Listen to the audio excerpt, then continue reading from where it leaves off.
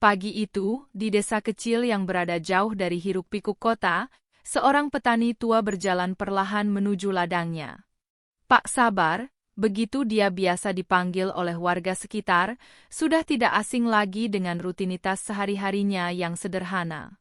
Setiap pagi, dia membawa keranjang bambu berisi hasil pertanian yang baru dipetiknya, dengan harapan mendapatkan hasil yang baik untuk menghidupi keluarganya.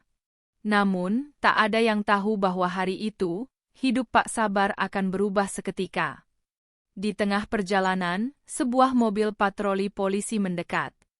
Dengan langkah besar, seorang polisi muda keluar dari mobil tersebut dan menatap Pak Sabar dengan tatapan tajam.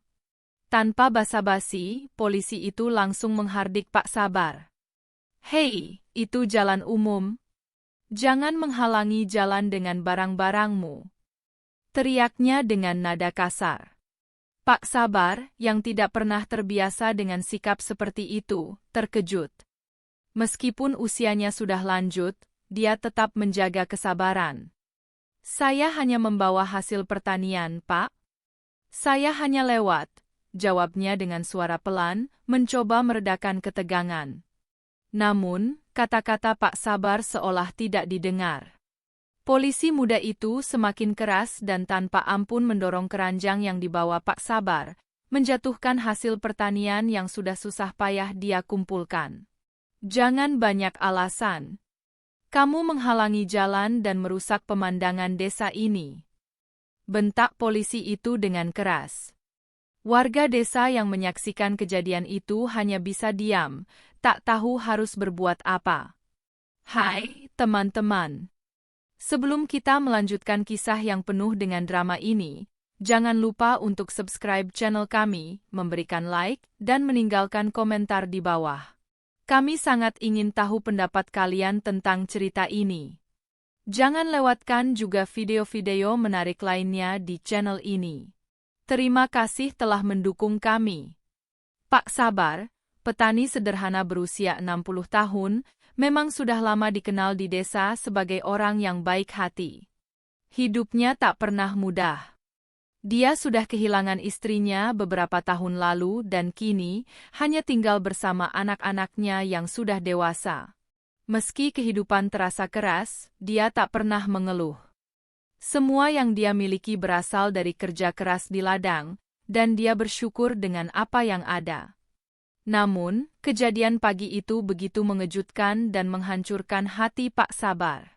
Polisi yang datang dengan cara yang sangat kasar dan tidak menunjukkan rasa hormat sama sekali benar-benar membuatnya merasa kecil.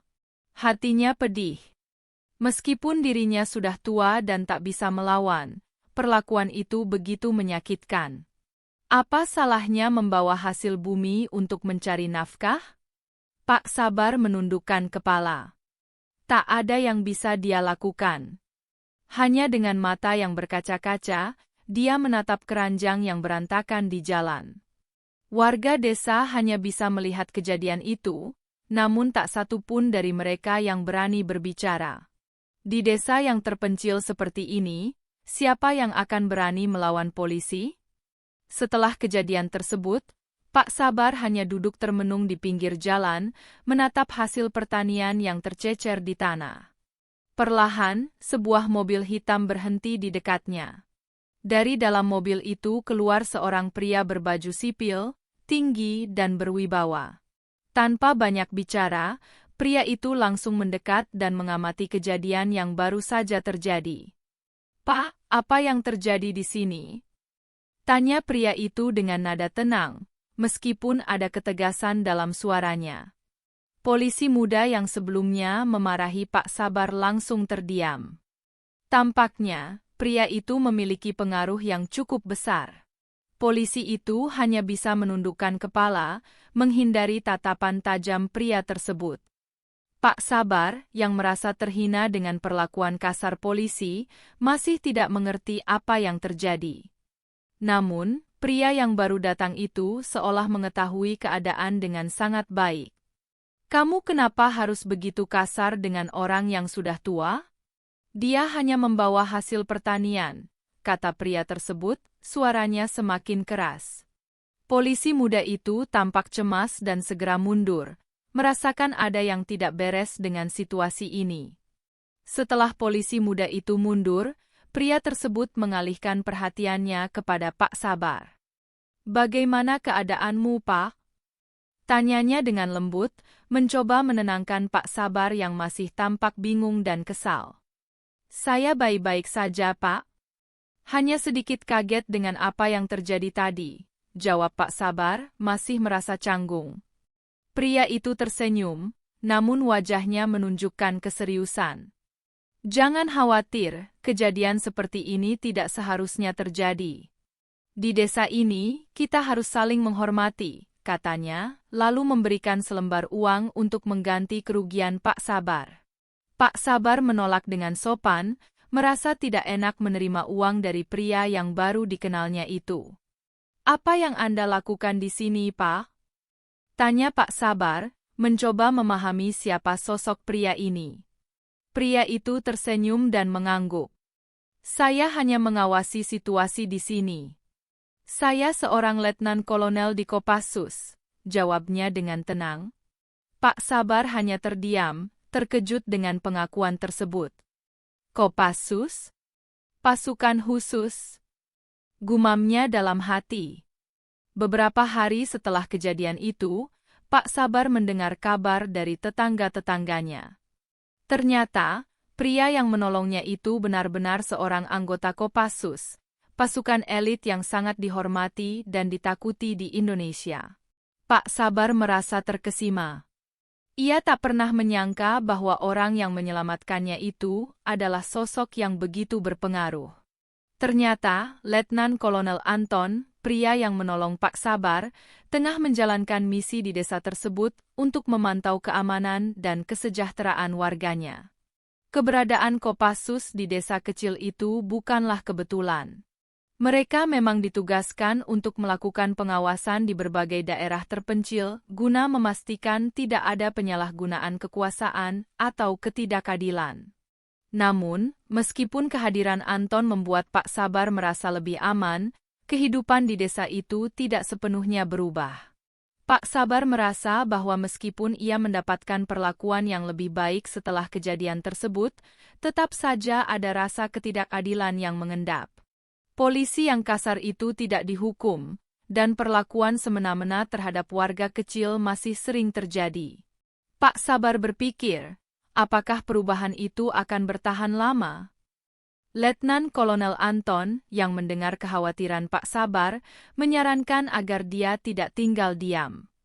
"Kita harus berani berbicara ketika melihat ketidakadilan," katanya, memberikan Pak Sabar semangat untuk menyuarakan apa yang dirasakannya. Akhirnya, Pak Sabar mengambil langkah yang tidak pernah ia bayangkan sebelumnya. Dengan dukungan Anton, dia memutuskan untuk berbicara dengan pihak berwenang dan menuntut agar polisi yang telah bertindak kasar kepadanya mendapat pelajaran. Meskipun ia tahu bahwa tindakannya ini akan membuatnya menjadi sasaran banyak orang, Pak Sabar merasa bahwa ini adalah waktunya untuk berjuang demi keadilan.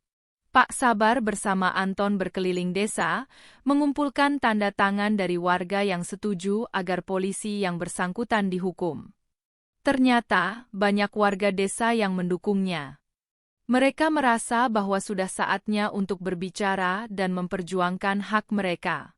Pada akhirnya, setelah banyak pertemuan dan diskusi, keputusan itu tercapai.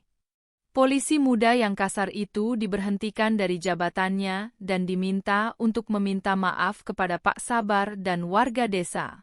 Meskipun hukuman itu tidak cukup berat, setidaknya ada perubahan yang terjadi. Letnan Kolonel Anton memberi pesan terakhir yang mendalam kepada Pak Sabar. "Ingat, Pak, kekuatan terbesar kita adalah keberanian untuk berdiri dan memperjuangkan apa yang benar, meski itu tak selalu mudah. Jangan pernah merasa kecil hanya karena status atau pekerjaan kita. Kita semua berharga," kata Anton dengan penuh keyakinan. Cerita ini adalah fiktif belaka, namun mengandung pesan penting bahwa kita semua berhak mendapatkan perlakuan yang adil dan setara. Kehidupan sering memberi kita ujian yang tidak terduga, namun keberanian untuk berbicara dan bertindak bisa membawa perubahan. Jika kalian terinspirasi oleh cerita ini, jangan lupa untuk subscribe, beri like, dan tinggalkan komentar di bawah. Apa yang kalian pikirkan tentang kisah ini? Sampai jumpa di video-video selanjutnya. Salam hangat dari kami.